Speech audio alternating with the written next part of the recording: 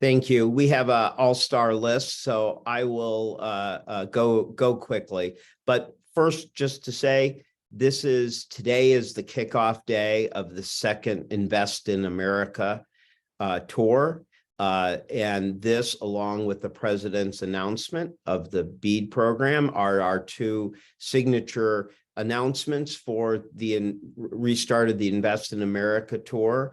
But this is particularly important because when the president passed the American Rescue Plan, he wanted to make sure it didn't just pull us out of the pandemic quickly, but that we were able to have a fair and equitable recovery that benefited all of America. And so the state small business credit initiative was really designed less as the rescue types of plans like the PPP and others, and more as ensuring that out of this pandemic, there was equitable growth, equitable wealth and business creation, and that small business owners with good ideas had a chance to get the capital they needed to create the jobs and fulfill the visions that they had. So the State Small Business Credit Initiative was essential. Now, this was passed originally in 2010. It was only $1.5 billion, but it did enormous good. This time it was expanded to $10 billion, but there was another very, very important change besides the funds going up. This time, for the first time, it included Indian country. It included the tribal governments so that they were benefiting from this initiative, which is called the State Small Business Credit Initiative, but perhaps should be the State and Tribal Small Business Credit Initiative going forward. And while there are different pots of funds, one can safely say that over $500 million, which would have been a third of the initial one in 2010, is insured to go to Indian country and tribal governments. And I will not go through the whole long list, but it is important to recognize that this reflects the largest direct investment in Indian country ever. This is part of $32 billion that went from the American Rescue Plan, from the $20 billion in the fiscal recovery funds to $6 billion for Indian health services to $1 billion for childcare to $700 million for a housing block grant, the funds for the child tax credit. We could go on and on. But we are also really happy to see so many tribal governments did well in things like the Build Back Better Regional Challenge, where you saw a major winner in a competition that had 600 competing for only 20 slots. So we are really, really proud to make this one of our two kickoff events for the Invest in America tour, and proud that the President and Congress made sure Indian country and tribal governments were included in everything, but particularly today in the State Small Business Credit Initiative. Before we get to our speakers, I want to introduce and have a few words by both the Vice President's office and then our leader at Treasury, Chief Malerba. But let me start by turning to Carmel Martin, who is the Vice President's Chief Policy Advisor. And the reason this is important is there is no question that our leader on the small businesses, on the community development financial institutions that had a historic increase that are helping small businesses, as well as the person championing these American recovery plans for small business, has been the Vice President. So let me turn it over for a few words from her top advisor, Carmel Martin. Thanks so much, Gene, and thanks to you for your leadership on this initiative. I know that from seeing up close and personal that the needs of small businesses and supporting our nation's small businesses and has been something you've been working on throughout your career, and certainly been helping to drive the president's agenda in this space. And I know you've also had a long career of partnering with tribal communities around economic development issues. So really appreciate having you at the helm here for us. Also honored to be here with Treasurer Chief Malerba and representing the president and the vice president together. It's so exciting to have the first Native American to serve as treasurer of the United States, and really grateful to all of your leadership. And also grateful to our partners from Congress who are here today, and tribal leaders for joining us, but also for their work in this space. Thanks so much. I'm honored to represent the vice president with you today. Less than a year ago, Vice President Harris joined Interior Secretary Haaland and tribal leaders for the administration's second Tribal Nations Summit. And there, she spoke to our administration's efforts to reduce disparities across Native communities in education, healthcare, infrastructure, and economic opportunity. Since taking office, President Biden and Vice President Harris have prioritized relationships with tribal nations that are built on respect for tribal sovereignty and self-governance, honoring federal trust and treaty responsibilities, protecting tribal homelands, and conducting regular, meaningful, and robust consultation. And the administration has advanced an economic agenda that includes historic levels of funding for tribal communities and Native people, as Gena mentioned, not just through the American Rescue Plan, but also $10 billion in the bipartisan infrastructure law, over $700 million in the Inflation Reduction Act, including expanding insurance coverage to nearly 60,000 additional Native American people. For the vice president, as Gena mentioned, she has helped lead the charge for our administration in terms of ensuring that small businesses have access to capital, including tribal communities. So this is just a very top priority for her.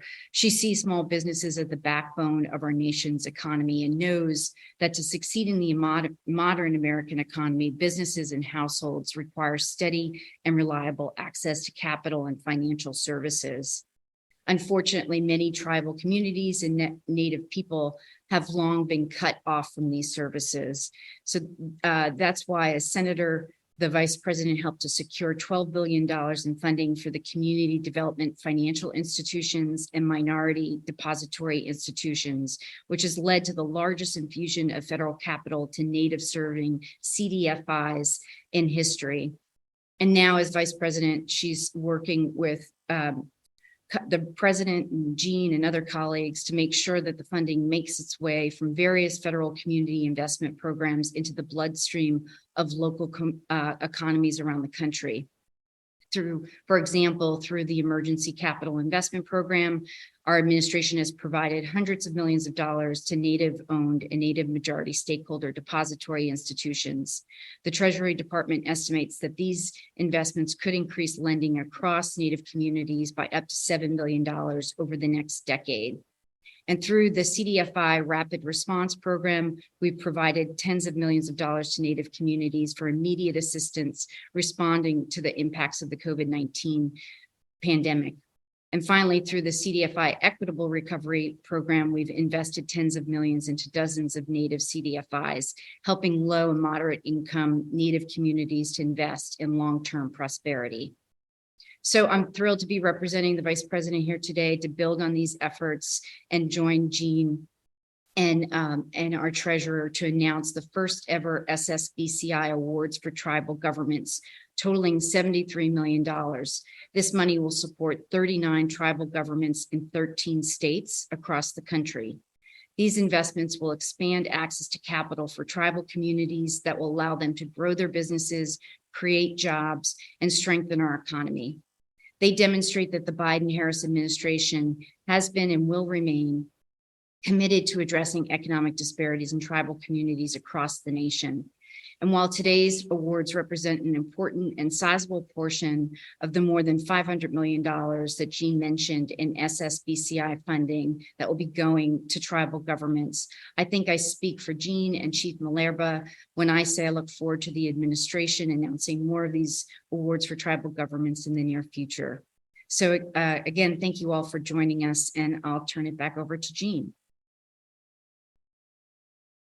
Thank you. And I think one thing we'd all both mention is these funds leverage up to $10 for every dollar. So the 500 million could lead, we expect would lead from $3 to $5 billion in actual increased lending. With that, I'm going to introduce Chief Malerba, though I think she's had a couple of introductions, but just want to make clear that she is the head of the Office of Tribal and Native Affairs at Treasury. She is the 18th chief of the Mohegan tribe, a lifetime appointment. She has earned a doctorate of nursing practice at Yale.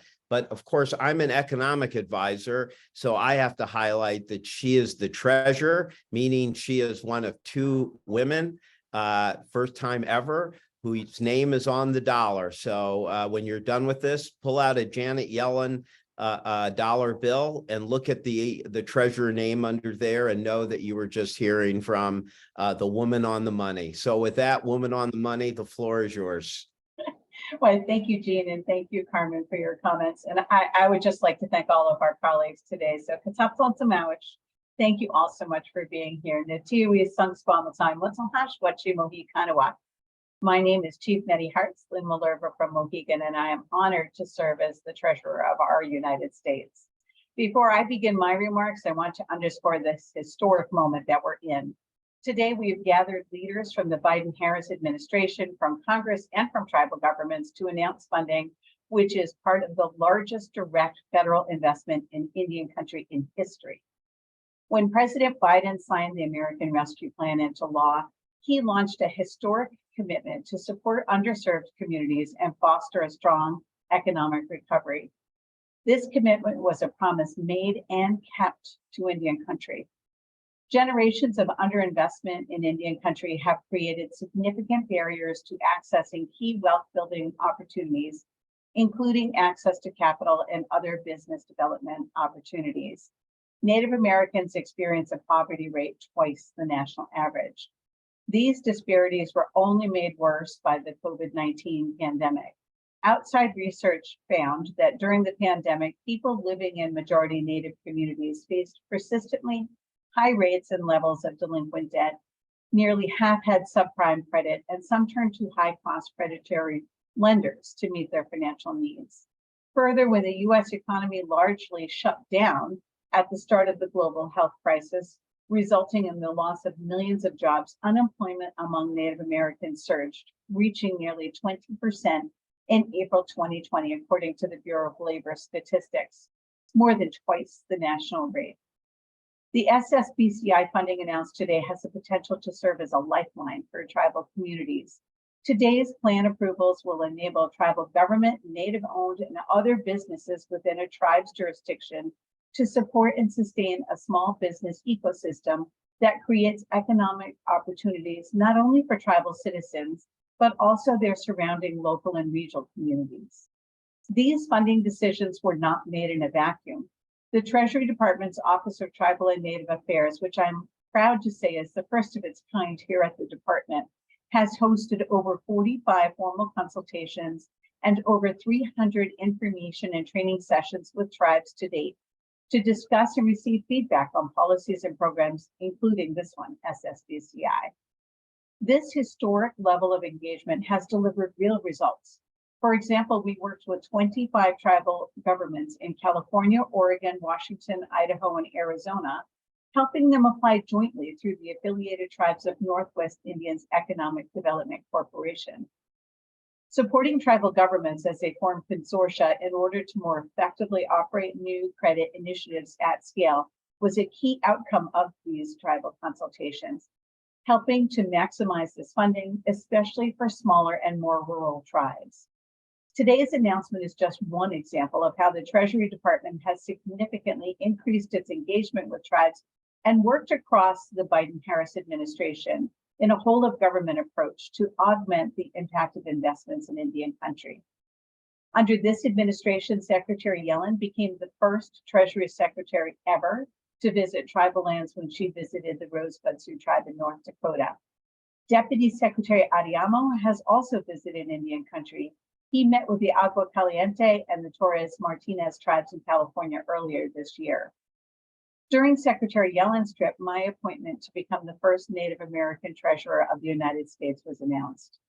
Part of my job has been standing up the department's first Office of Tribal and Native Affairs, and I'm so pleased to announce that the first permanent director of this office, Fatima Abbas, is on the call joining us today. This office has helped lead the implementation of other key American Rescue Plan funding streams, including the $20 billion in state and local fiscal recovery funds, which represents the largest ever single infusion of federal funding into Indian country. We've supported the two largest infusions of federal capital to Native serving CDFIs in the history of this department through Treasury's Community Development Financial Institution Fund. My office and the entire Treasury Department look forward to continuing to work with tribes being approved today as they receive this critical funding.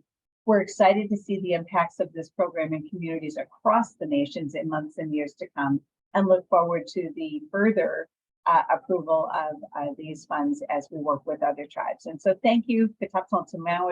I'll hand it back over to Gena, and thank you for allowing me to speak today.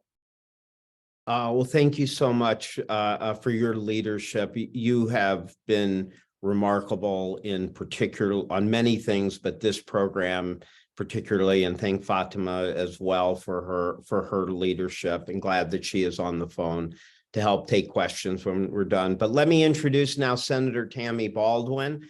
I'm so glad that she is on, not only because of the award going within her state, but she was just a great champion of the American Rescue Plan. I won't go through all of the elements, but she championed the research and development that went to epidemiology and geosequencing research, and really one of the president's favorite parts of the American Rescue Plan, the Butch-Lewis Act, which is helping 2 to 3 million union workers and retirees get just really life-saving support for their retirements, and restoring retirement benefit cuts that are substantial. And again, if not life-saving, certainly saving the dignity of people who have worked their whole lives, being able to age with in place with their families.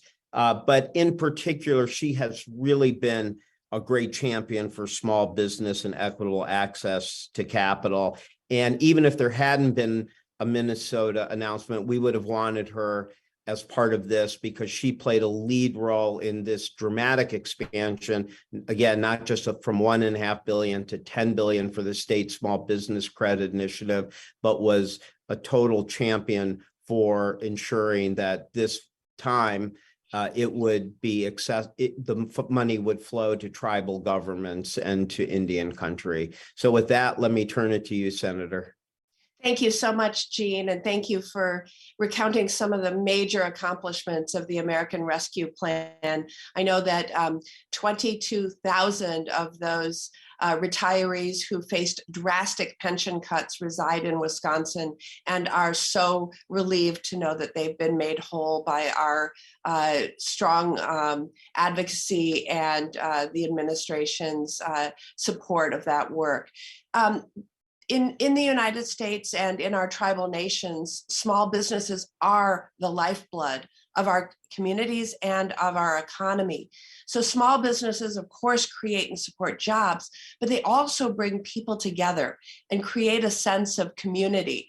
In my home state of Wisconsin, we proudly have more than 450,000 small businesses that employ more than 1.3 million Wisconsinites. And one of my favorite parts of being a United States Senator is traveling the state and seeing the innovative work of Wisconsin and Native entrepreneurs and small businesses. But I also hear all too often about the lack of access to capital, and how that is blocking these small business owners from growing and from thriving.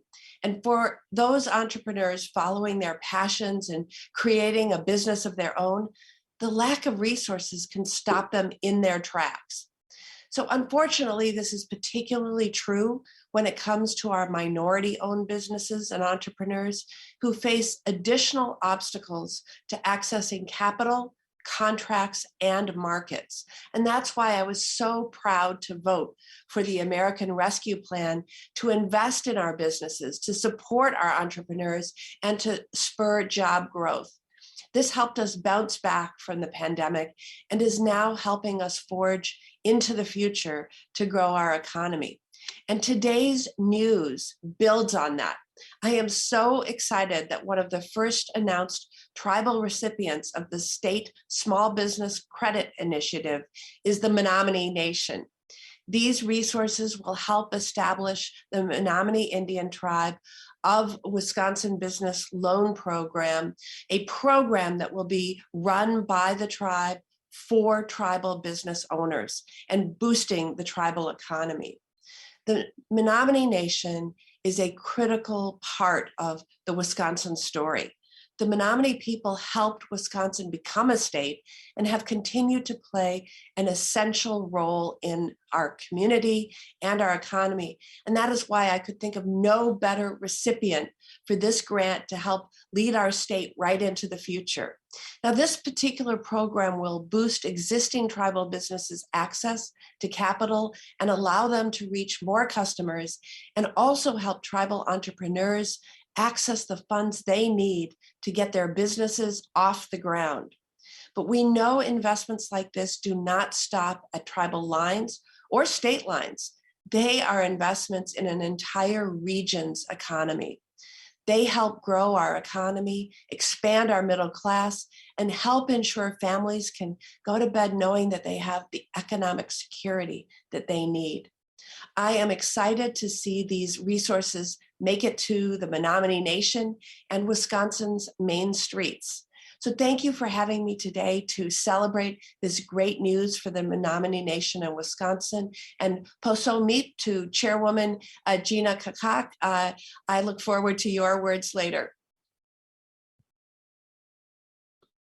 Well, thank you so much, Senator. And we literally would not have done this announcement without you. So thank you for your leadership. And I think you pretty much given the introduction to our next speaker, Gena Kakkak, Chairwoman of the Menominee Indian Tribes of Wisconsin, who is today receiving an award of $2 million, which, as we said, will have the capacity to leverage as much as $20 million for entrepreneurs. And I will turn the floor over to you, Chairwoman. All right, thank you. Posomi Mauniwia. Good morning, everyone. My name is Gena Kakkak, and I'm the Chairwoman of the Menominee Tribe. On behalf of the Menominee Tribe, I would like to say welcome and Waiwan, thank you for everyone joining us today. We have a great team at Menominee, and some of them are with us today on Zoom and in person here. With me is our Tribal Administrator, Anne-Marie Johnson. So first and foremost, I would like to say Matt Chwaiwanen, thank you to the Department of the Treasury for the Menominee Indian Tribe of Wisconsin State Small Business Credit Initiative Program application. The Menominee Tribe has been awarded $2 million in funds for which we will use to provide eligible individuals with loans to develop their small businesses. With the partnership and support of multiple economic development leaders throughout the community, led by our Tribal Lending and Taxes Department, the tribe's SSBCI Loan Participant Program will satisfy customer demand by representing new financial resources and foster new economic development. The entrepreneurs and small businesses of the Menominee community have direct abilities to build our workforce and reduce poverty. Bringing sustainability and growth to the economy, providing these individuals with access to capital can serve as a crucial turning point to the wellness of a business. So we look eagerly forward to the start of the SSBCI Loan Participation Program, and we can't wait to share all of the many positive outcomes to follow. So Matt Chwaiwanen in it. Thank you. Thank you so much, Chairwoman Kakkak. We really appreciate that. I hope someday to be able to visit you there. We are now going to change parts of the country and even time zones and go to the Washington 8th District and their Congresswoman Kim Schreier. We like to, anybody who has heard the president speak about the American Rescue Plan as much as I have knows he starts every time with, checks in pockets and shots in arms. But he doesn't necessarily claim that he has actually put shot in arms, but as the first pediatrician and a sometime volunteer, clearly after the American Rescue Plan was passed, this is a Congresswoman who actually has both funded it and done it herself. And I also want to thank her for her support on other American Rescue Plan issues on preventing child abuse and expanding WIC funding, but obviously for your leadership on the state small business credit initiative and its expansion to tribal governments. And, very pleased that you have can be here to talk about a couple of the beneficiaries within the area that you represent. So Congresswoman, the floor is yours. Thank you, Gene. That was a very nice introduction. And if I just may, it's a little off topic, but while we're talking about vaccines, I was only able to administer those vaccines because we partnered, our city partnered with the Snoqualmie tribe. The tribe had leftover vaccines that they did not need for their members, and so very generously shared those with the broader community. And that was one of the greatest partnerships during the pandemic. And it has been my pleasure to go to bat for the tribes. So I want to thank you, Chair Malerba, for inviting me to celebrate this momentous occasion. And I want to give a special thank you to ATNI President Chairman Leonard Forsman and Executive Director Dave Tovey from the Affiliated Tribes of Northwest Indians, ATNI, for being here with us today. This is a really exciting celebration for all of us, as you've heard from previous speakers, but especially as someone who championed and then voted for the American Rescue Plan. When I voted for the American Rescue Plan, it was at a time when the American people desperately needed help and bold action to get our economy reopened, get children physically in schools, get shots in arms. And this American Rescue Plan charted our path out of the pandemic. It also did a great deal for small businesses. And as a result of the American Rescue Plan, as you've heard, we have the first ever inclusion of direct support to tribal governments under the State Small Business Credit Initiative. And as you've heard, the program has been there since 2010. This is the first time, though, that there is specific $500 million only for tribal small businesses and enterprises, and that is a huge win. This funding will support Native American entrepreneurs, tribal enterprises, and the development of tribal business credit ecosystems. And it's just another way of intentionally seeking out traditionally underserved communities as we all still emerge from the pandemic. And it is so incredible that this funding will be put to good use.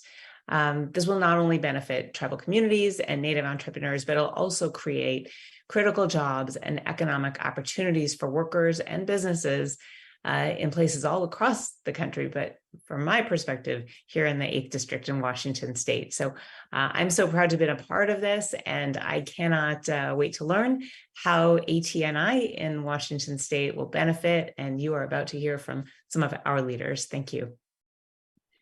Thank you so much. And yes, we are going to go to two of those leaders right now, Leonard Forsman and Dave Tovey.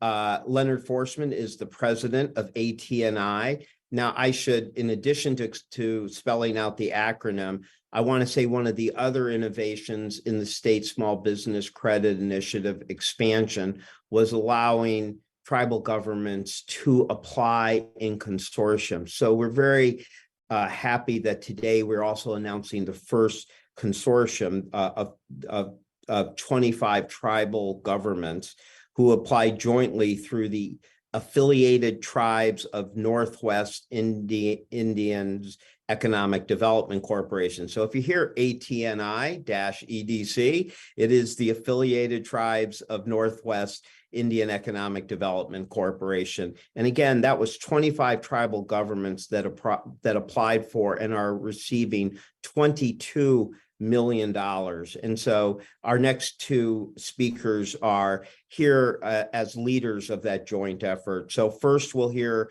from Leonard Forsman, who's not only been chair of the Suquamish tribe for nearly 2 decades, but also serves as the current president of ATNI. And then second, after that, we will have Dave Tovey. Dave's a member of the Confederated Tribes of the Umatilla Indian Reservation and serves as the president of the ATNI Economic Development Corporation. So I will let the two of you take the floor to describe this significant award today. Leonard? Hey, Gene, thank you to everybody. Thank you to the Biden-Harris administration, the Congress, and the Treasury for having me and Dave on this call. It's a great honor to be here to help celebrate this historic investment in Indian country. As we've already heard, the rescue plan included tribes in the Small Business Credit Initiative for the first time. And we really appreciate that initiative by the administration and Congress. You know, recognizing the need that tribes have is been very disadvantaged through our history for small business creation. And we look forward to that opportunity to invest more in entrepreneurship and business growth on our respective reservations and beyond. The set aside is extremely important, that we don't have to compete with the states, and that recognizing our sovereign nature, and our historic and cultural and spiritual connection to our land and to the United States through our treaties and other executive orders and other agreements.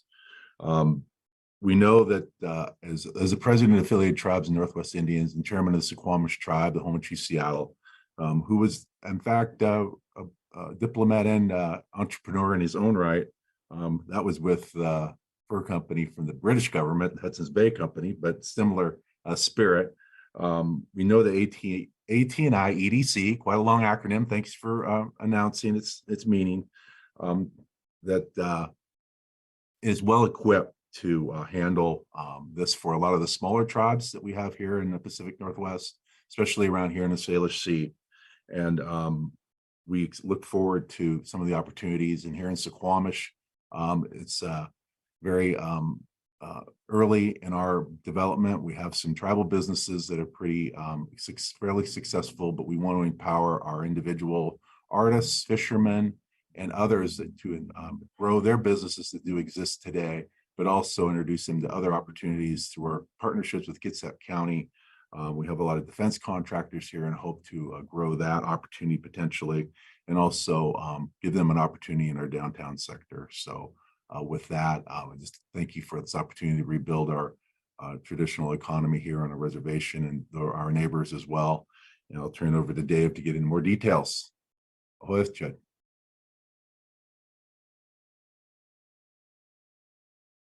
Well, thank you, President Foreman. Tots Mayway, friends and relatives, good morning to you all. I really appreciate this opportunity to be on this call with you all and this major contribution to our economies. The ATNI membership mirrors the ATNI organization of 57 member tribes in the Pacific Northwest. And as we started working on this project, we were on weekly calls with our treasury colleagues that have become friends over that time, working through all the complexities of as this program could fit into our communities. As that process went along, some tribes that had signed letters of intent had concluded that they needed another partner to help deploy these resources. And as we did that, our Treasury friends were letting us know of other nearby tribes that weren't in our region, if you will, and our ATI membership that were also interested in us working with them. So we've come up with 22 tribes now working together, putting this project together. During that process, like I said, we were really starting off wanting to just help our member tribes. We weren't necessarily trying to be the regional organization. And once folks were kind of saying, well, could you guys do this for us? We'll do as you ask. So it's really been fun to see some of our historic trade routes that have been established for millennia being reintroduced into our communities, tribes and their commerce and opportunities among themselves and with their neighboring communities is just an important aspect.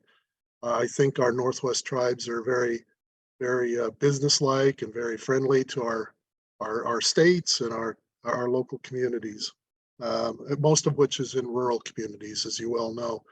Some years ago, AT&I EDC also formed the Northwest Native Lending Network, which is about 15, 16 CDFIs, native CDFIs around the Pacific Northwest, along with lending programs too. And that's been a very helpful thing, just to share knowledge and discussion about programs like this to help build our communities.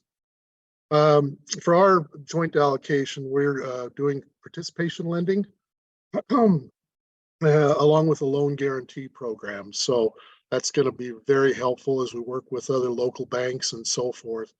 I can mention a couple of projects that we've already processed through the system, and that's one to a tribal member who's purchasing a grocery store.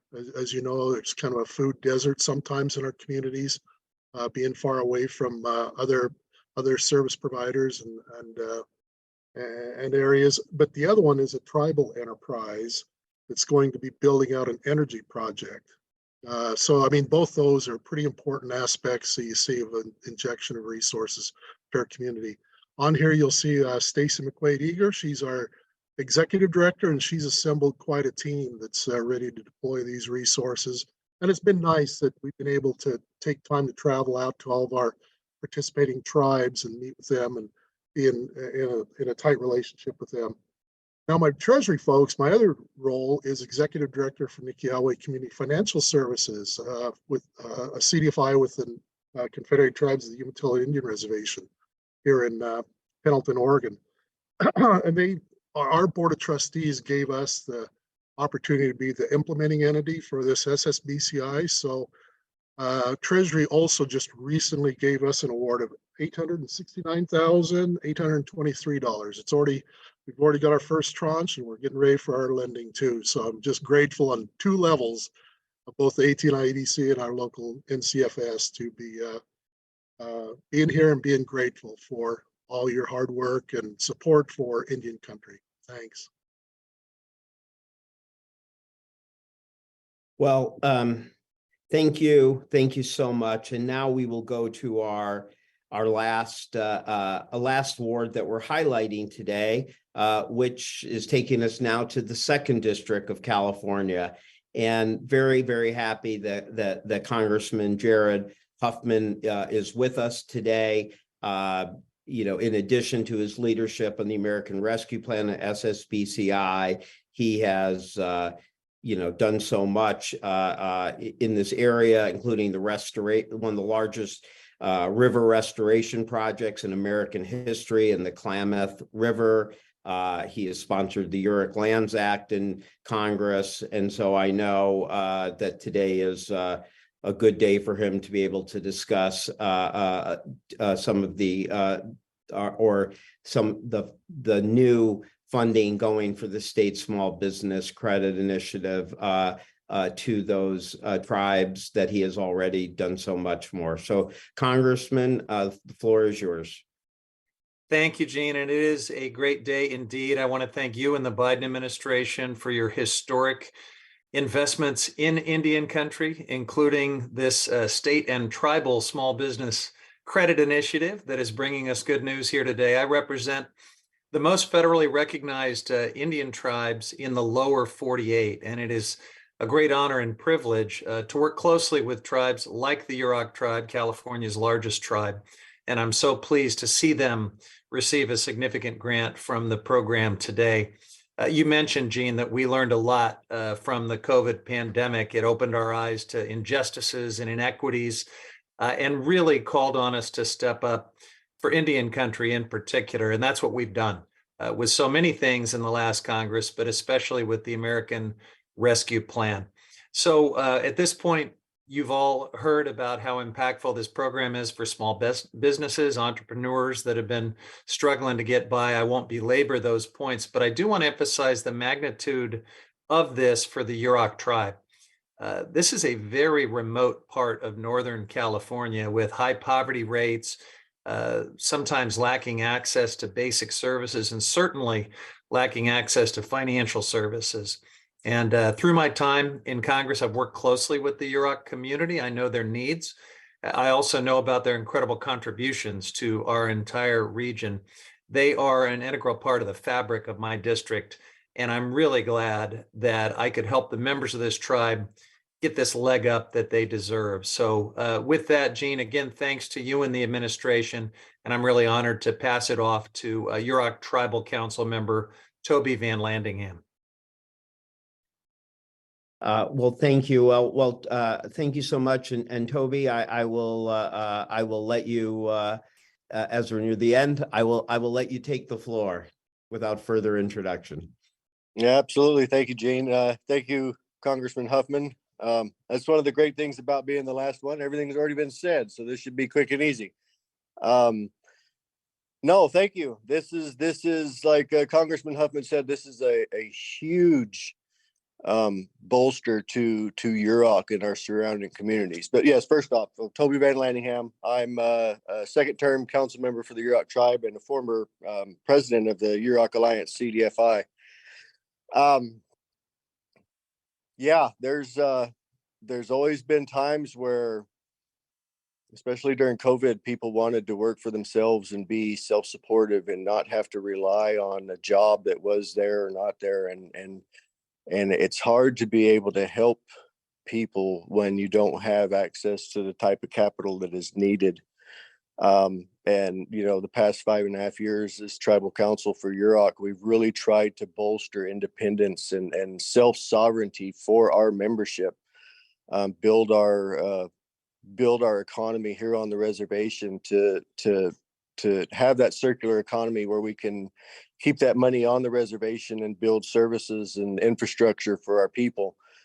This is a $1.4 million is a huge asset for the Yurok Alliance CDFI, because now we don't have to rub pennies together to be able to help one or two people. Now I think we're going to be able to help multiple people at the same time to really watch the economy grow. So the Alliance CDFI, they've established a program to bolster government-owned enterprises as well. So it's huge. I mean, you know, this was something that was much needed, and I cannot really express on behalf of Yurok how impactful this is going to be for our membership in the years to come. And I appreciate the Biden-Harris administration and everybody at the Treasury and Congressman Huffman for getting this approved.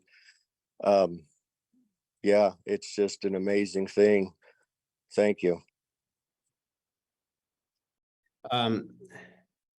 Thank you. Thank you, Toby, you know, for everything, you know, your leadership on so much for the your tribal council, for the Agriculture Corporation, for all you do. And it's going to be very exciting to be able to come back and meet with some of the small businesses that are up and going or expanding due to these funds.